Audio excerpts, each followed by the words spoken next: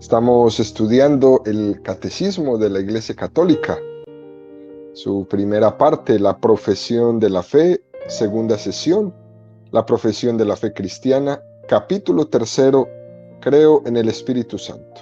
En el artículo 9, creo en la Santa Iglesia Católica. En el párrafo 1, la Iglesia en el designio de Dios. Y este párrafo tiene en su tercer apartado, lo dedica al estudio del misterio de la Iglesia. Va a dedicar 7 puntos, 7 números a la profundización de este tema. El día de hoy nos vamos a centrar en 3 números. Números 774 a 776, que tiene como tema central la Iglesia, sacramento universal de salvación. Número 774 del Catecismo dice: la palabra griega mysterion ha sido traducida en latín por 2 términos, mysterium y sacramentum. En la interpretación posterior al término sacramentum, expresa mejor el signo visible de la realidad oculta de la salvación indicada por el término misterio. En este sentido, Cristo es el mismo, el misterio de la salvación. No hay otro misterio de Dios fuera de Cristo. La obra salvífica de su humanidad santa y santificante es el sacramento de la salvación, que se manifiesta y actúa en los sacramentos de la Iglesia. En las iglesias de Oriente llaman también los santos misterios. Los 7 sacramentos son los signos y los instrumentos mediante los cuales el Espíritu Santo distribuye la gracia de Cristo, que es la cabeza, en la Iglesia, que es su cuerpo. La Iglesia contiene, por tanto, y comunica la gracia invisible que ella significa. En este sentido analógico, ella es llamada sacramento. No olvidemos, queridos amigos, que este catecismo que estamos estudiando es un catecismo mayor, ¿no?, que está escrito para las personas encargadas de los catecismos en cada uno de los lugares, ¿no?, para que tomen de él su contenido y lo puedan traducir de una manera más pedagógica, incluso para que sea un poco más fácilmente comprendido dentro de las distintas culturas, de las lenguas, de las tradiciones. Por eso quizás algunos de los puntos son así como muy elevados, pero bueno, ya es tarea de los encargados de las catequesis en los países, en las diócesis, pues ir bajando todos estos conceptos al entendimiento del pueblo de Dios. Fijémonos cómo hay aquí una afirmación muy importante en este número 774 del Catecismo, que dice que la Iglesia es sacramento de salvación.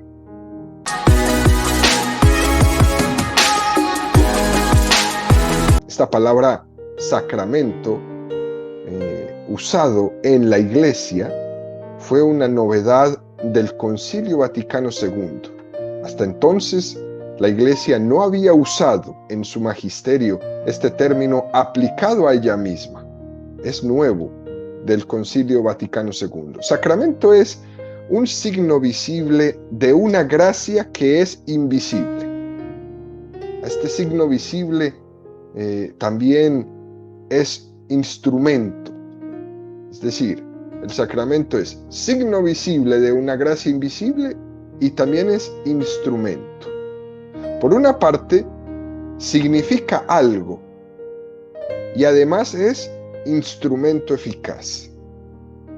Por ejemplo, el agua del bautismo es un sacramento porque es un signo visible que simboliza la pureza del alma, por eso limpia el pecado original, por eso nos da la vida nueva, por eso nos hace hijos de Dios.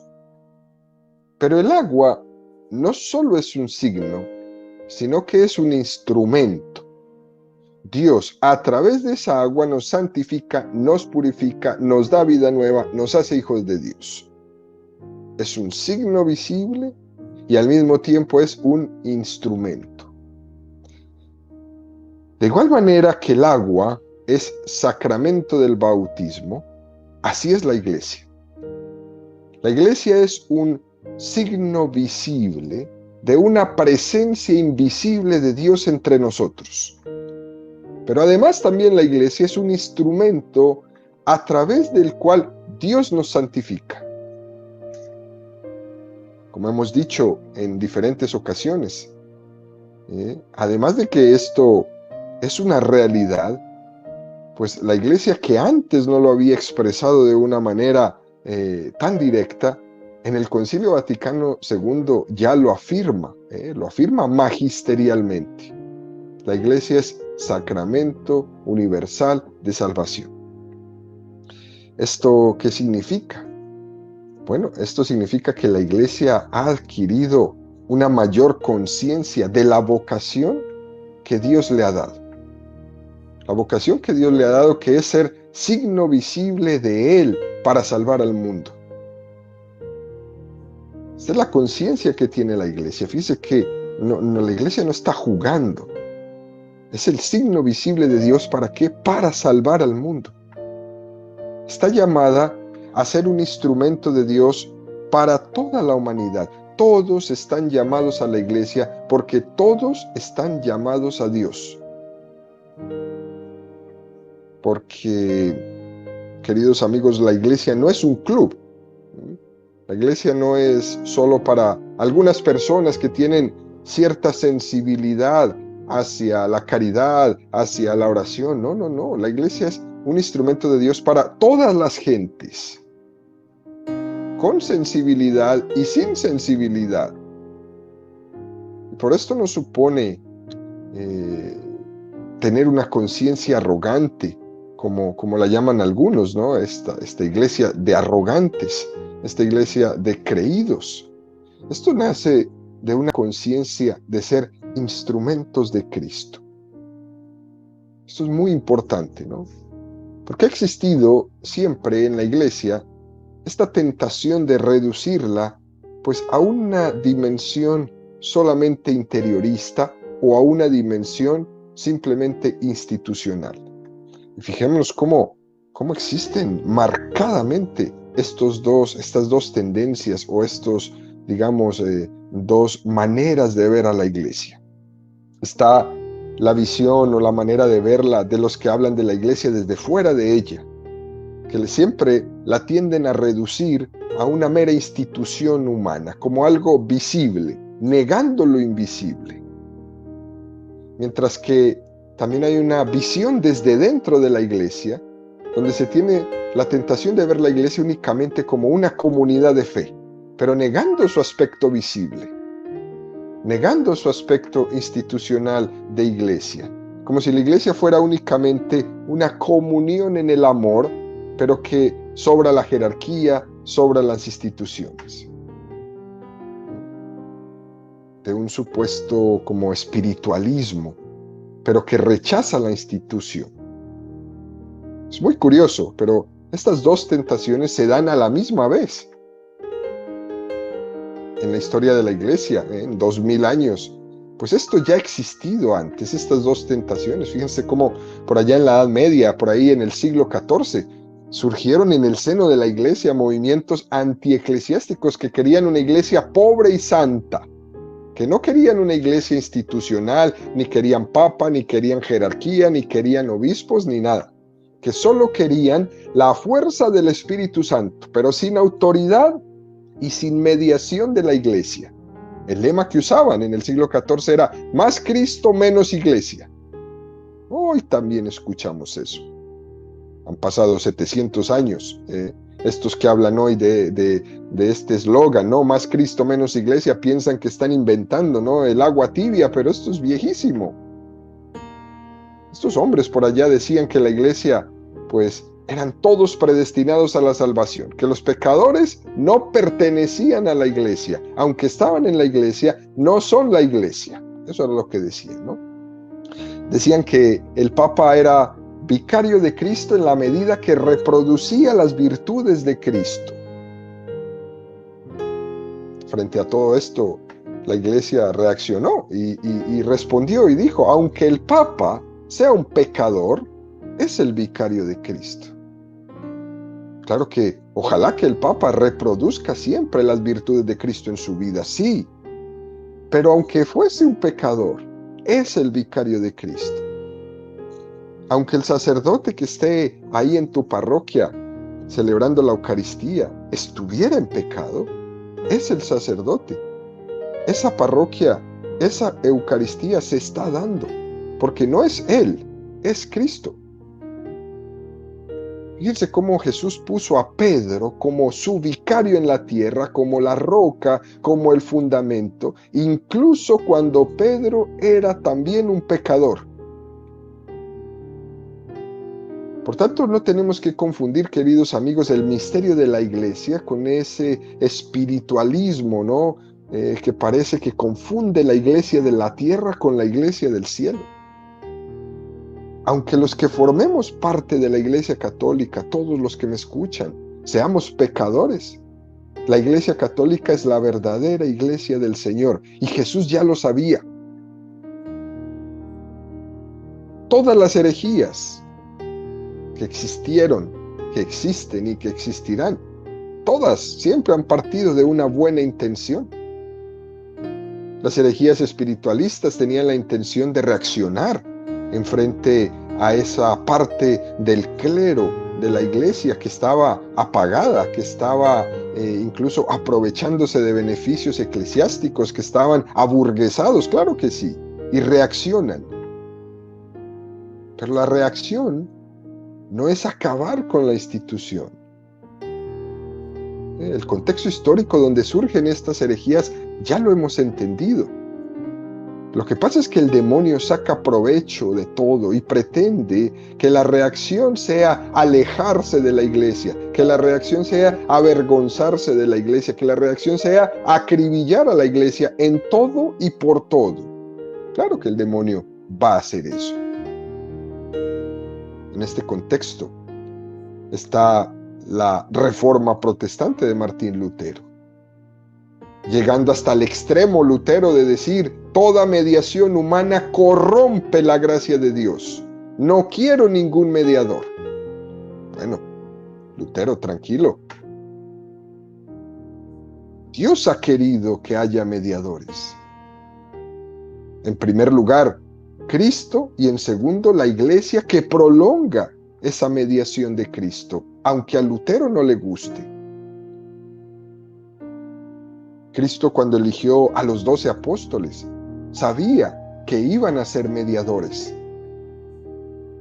Esos mediadores a través de los cuales los hombres iban a conocer su mensaje y su predicación.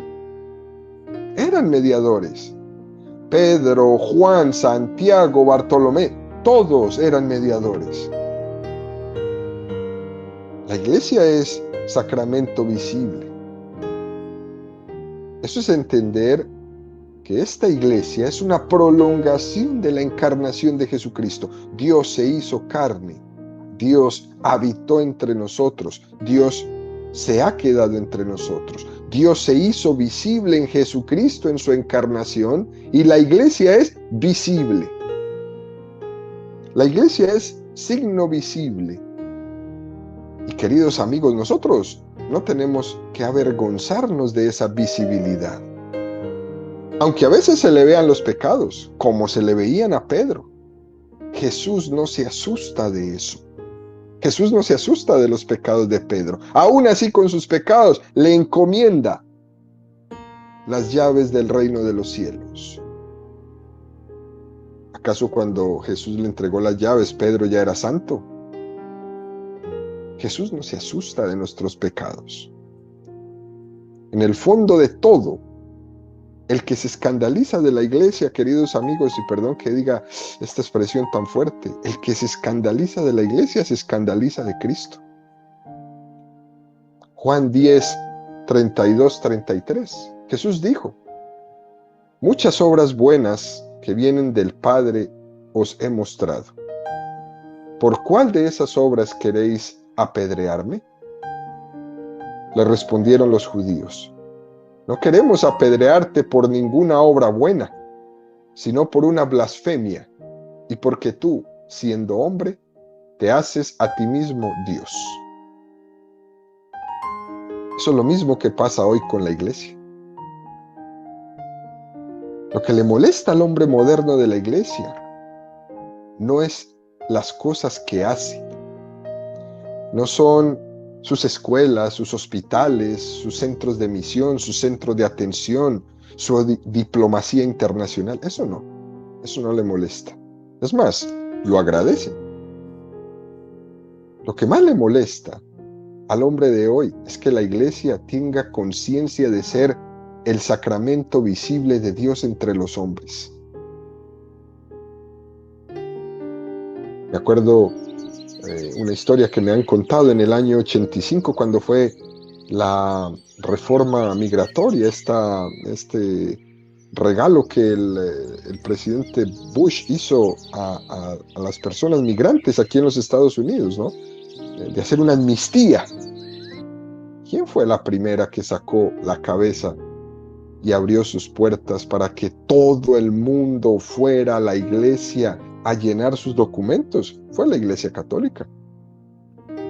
Miles y miles, por no decir millones y millones de personas se acercaron a la iglesia para que le llenaran sus documentos, para que les ayudaran a conseguir todo lo que necesitaban. Hasta ahí la iglesia al mundo le encanta. Mientras sus obras ayuden, mientras den de comer, mientras hayan Madres Teresas de Calcuta que curen las heridas de los leprosos, hasta ahí la iglesia le gusta a todo el mundo. Mientras la misión católica ofrezca todo lo que ofrece, para uno y para otro, no necesariamente desde el área meramente religiosa, a todo el mundo le encanta ir a que lo atienda un médico, a que lo atienda un abogado, a que le ayuden para migración, etcétera, etcétera. Hasta ahí la iglesia es pasable. Pero lo que ya no les gusta es cuando la iglesia entonces viene a proponer lo que es su vocación. Lo que le molesta a esta cultura del relativismo es que alguien crea todavía en la verdad. Hay quien acepta que Dios exista, pero lo que no puede soportar es que esa existencia de Dios se haga histórica, se haga presente, se haga cercana a nosotros y nos recuerde cuál es la voluntad de Dios y nos recuerde dónde está la frontera entre el bien y el mal. Eso ya no le gusta al hombre. Hay quien cree en la existencia de Dios, pero que exista lejos, y le molesta que alguien le recuerde qué es la voluntad de Dios. Por eso, iglesia, no. Mientras me dé de comer, sí, pero cuando me diga que Dios existe y qué es lo que quiere para mí y de mí, entonces ya no. Ya estos son unos pecadores. Ah, pero cuando fuiste a que te arreglaran tus papeles de migración, ahí sí la iglesia no era pecadora. Cuando fuiste ahí con el padre para que te ayudara ahí a dialogar con tu esposo, ahí sí no es un pecador empedernido. Ahí sí es el, ay, qué padre tan bueno.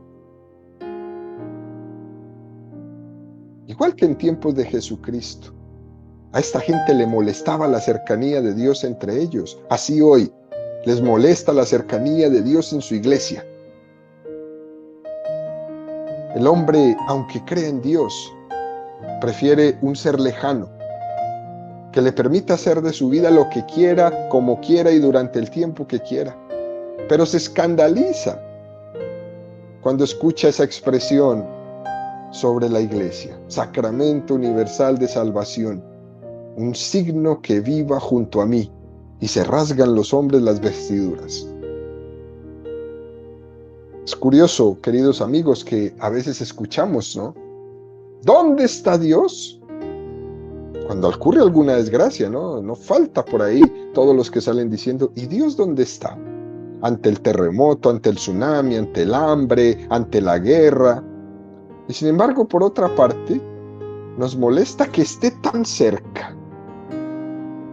Vivimos preguntando en dónde está, pero del otro lado nos molesta que esté tan cerca. Cuando la iglesia nos recuerda cuál es la voluntad de Dios, o cuando nos dicta cuál debe de ser nuestro comportamiento, o cuando nos dice cuál es la frontera entre el bien y el mal, que no debe de ser cruzada.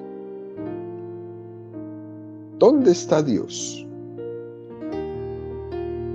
Como ese adolescente que está en casa, que le exige a sus papás los derechos, pero sin asumir ninguna de sus responsabilidades.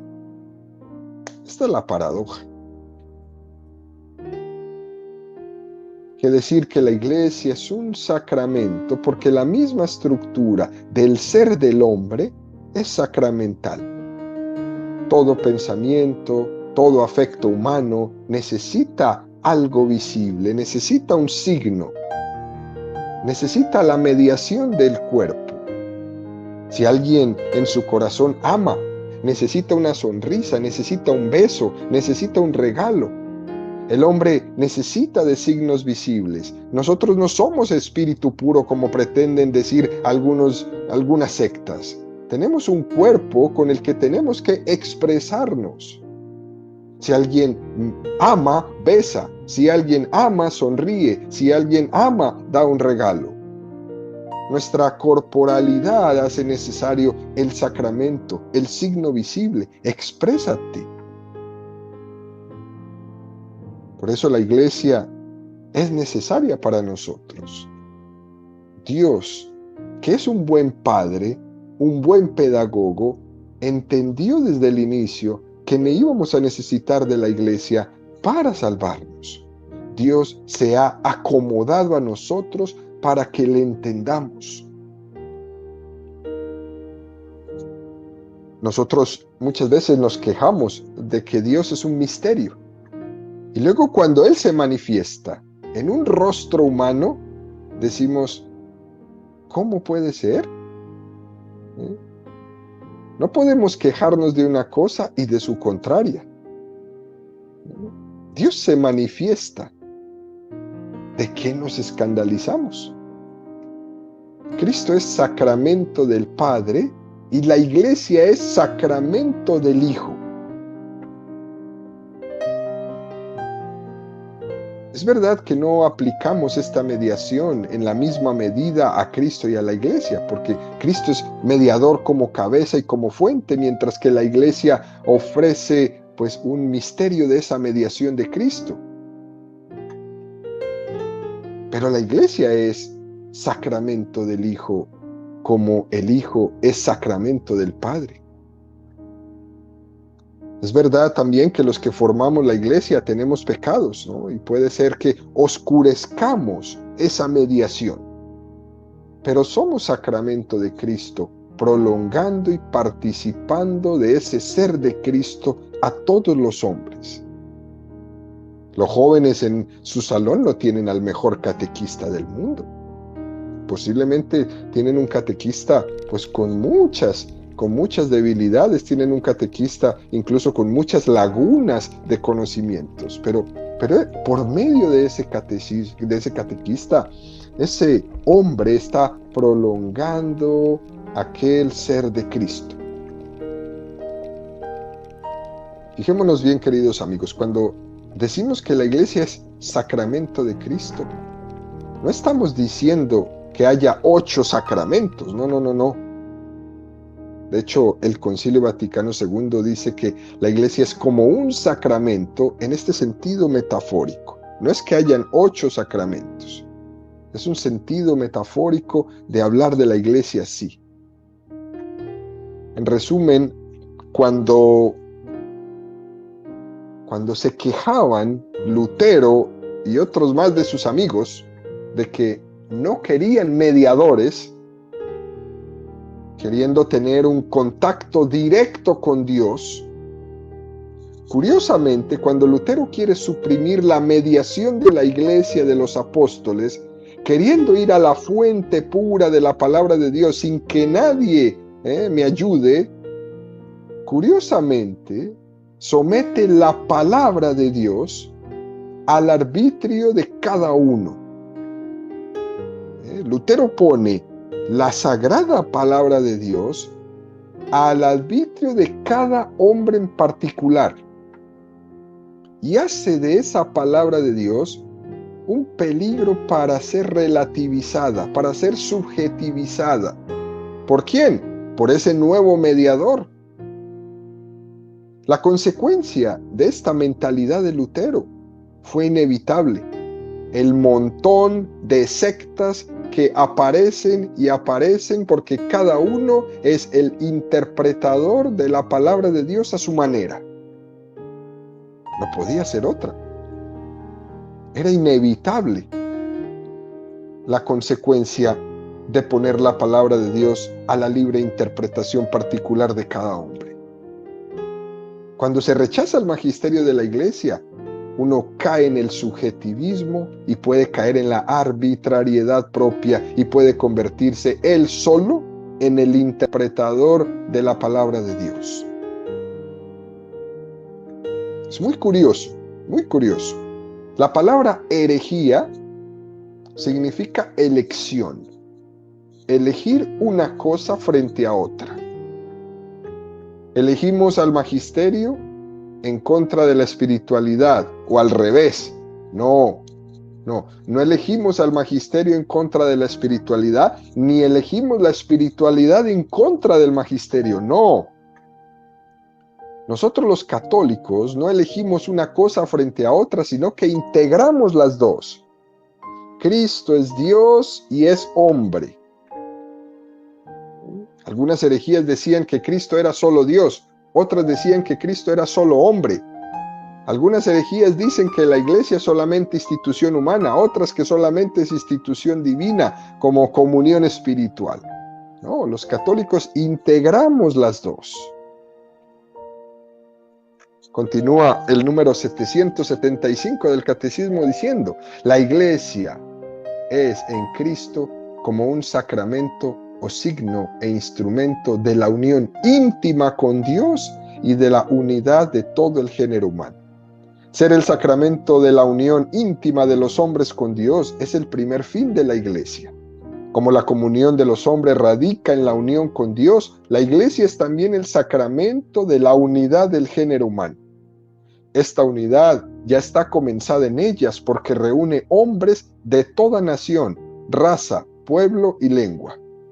Al mismo tiempo, la iglesia es signo e instrumento de la plena realización de esta unidad que aún está por venir. Por tanto, la iglesia es signo de unidad de Dios con la humanidad y signo de unidad entre nosotros.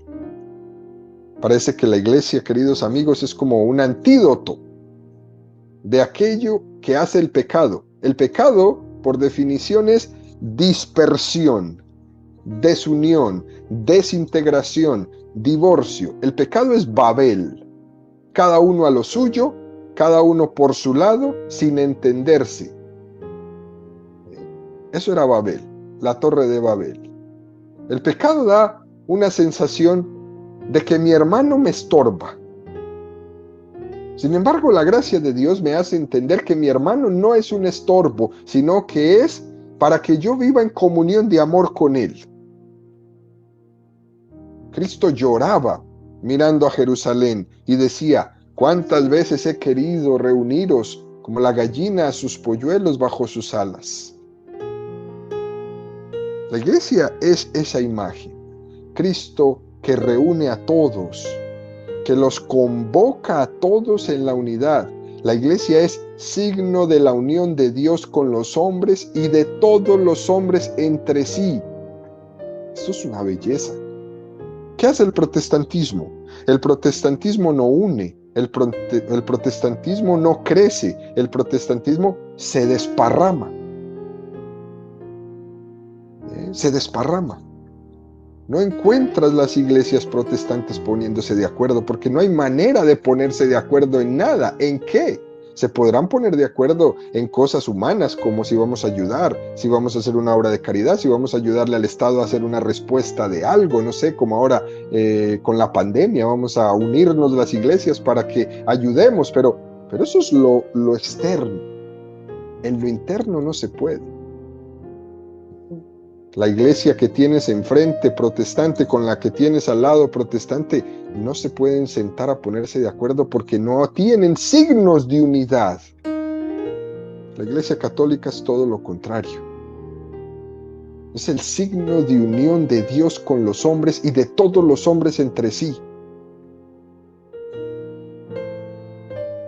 Que sea Pentecostés, donde todos nos entendemos, lugar de comunión, donde hablemos todos el mismo idioma, que es el idioma del Espíritu. Eso es lo que nos invita la iglesia.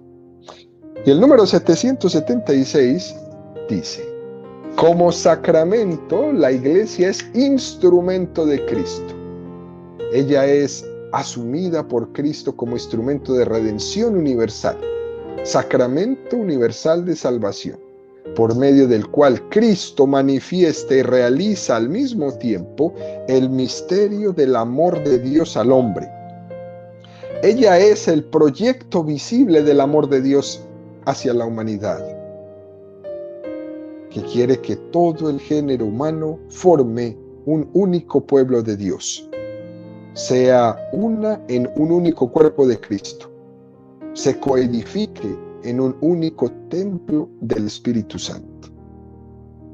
Bueno, es que expresiones tan bellas, ¿no?, que tiene este catecismo sobre este misterio. Lo que resalta este número 776 es esta expresión: la iglesia es instrumento eficaz. No solamente simboliza la unidad de Dios con los hombres y la unidad de los hombres entre sí.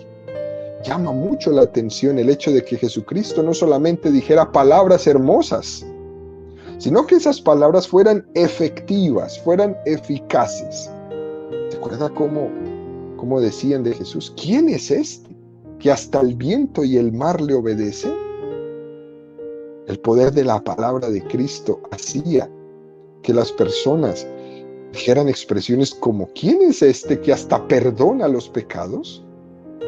Tanta fuerza tiene esa palabra de Jesús que hasta hace que suceda de verdad.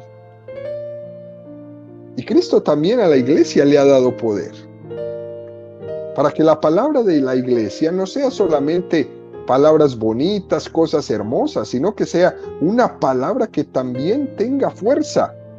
Lo que atéis en la tierra quedará atado en el cielo. Lo que desatéis en la tierra quedará desatado en el cielo. ¡Qué fortaleza le da Jesús a la iglesia! Esto no se la dijo a la iglesia protestante. Esto se lo dijo a Pedro. Donde está Pedro, ahí está la iglesia. Nosotros podríamos desbaratarnos en todo lo que quisiéramos. Pero si queremos seguir la Biblia, si queremos seguir la Sagrada Escritura como es, en la Sagrada Escritura no podemos quitar a Pedro. Por lo tanto, mientras tú y yo sigamos donde está Pedro, estamos en el camino correcto de la Sagrada Escritura. Si nosotros abandonamos a Pedro, estamos abandonando la Escritura, porque a Pedro no lo podemos sacar de la Escritura. Lo que atéis en la tierra quedará atado en el cielo. Cuando la iglesia dice: tus pecados te quedan perdonados, también el cielo está diciendo: quedan perdonados. Con este poder, queridos amigos, que Dios ha puesto en las manos de la iglesia, Dios se está sirviendo de ella. Pero también al mismo tiempo Dios queda supeditado en esa palabra de la iglesia. Imagínense, Dios se hace obediente a esa palabra de la iglesia. Cuando el sacerdote habla, cuando el sacerdote dice: yo te bautizo en el nombre del Padre, del Hijo y del Espíritu Santo, Dios se hace obediente a esa palabra. Cuando el sacerdote dice: te perdono, Dios se hace obediente a esa palabra. Dios es obediente y Dios se ha comprometido con todos nosotros a través del signo entre los hombres, que es la Iglesia Católica.